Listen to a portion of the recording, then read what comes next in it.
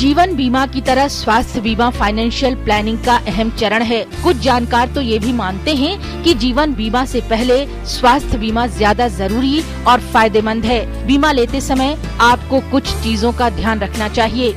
अपने और परिवार के लिए पर्याप्त बीमा कवर लें, क्योंकि खासकर महानगरों में स्वास्थ्य पर होने वाले खर्चों में लगातार बढ़ोतरी होती ही जा रही है। कैश अलाउंस और मेडिक्लेम में सोच समझकर चुनाव करें, क्योंकि कैश अलाउंस में आपको एक निश्चित रकम ही मिलती है, जबकि मेडिक्लेम में आपके खर्च के हिसाब से रिइम्बर्समेंट होता है। कैशलेस सुविधा जरूर लें, लेकिन जांच लें कि जिस अस्पताल में आप इलाज कराने जा रहे हैं वो कैशलेस नेटवर्क में है या नहीं।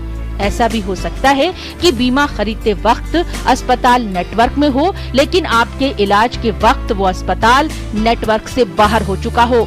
इसके अलावा बीमा दस्तावेज को ध्यान से पढ़ें और जरूरत पड़ने पर सवाल जरूर करें। ऐसा भी हो सकता है कि 50 साल की उम्र में आप बीमा खरीदने जाएं और आपके जोखिम को देखते हुए रकम देने के बावजूद भी आपको बीमा न मिल पाए। ऐसे में शुरुआती दिनों में ही बीमा लेना हमेशा फायदेमंद होता है।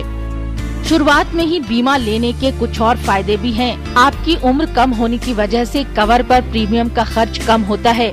अगर आपकी उम्र 25 साल है और आप 1 लाख का स्वास्थ्य बीमा कवर चाहते हैं, तो आपको हर साल 1500 से 6000 रूपए खर्च करने पड़ेंगे। वहीं अगर आप 30 साल में उसी कंपनी से बीमा लेना चाहेंगे, तो आपका प्रीमियम करीब 15% ज्यादा यानी 2500 से 8000 रूपए तक होगा।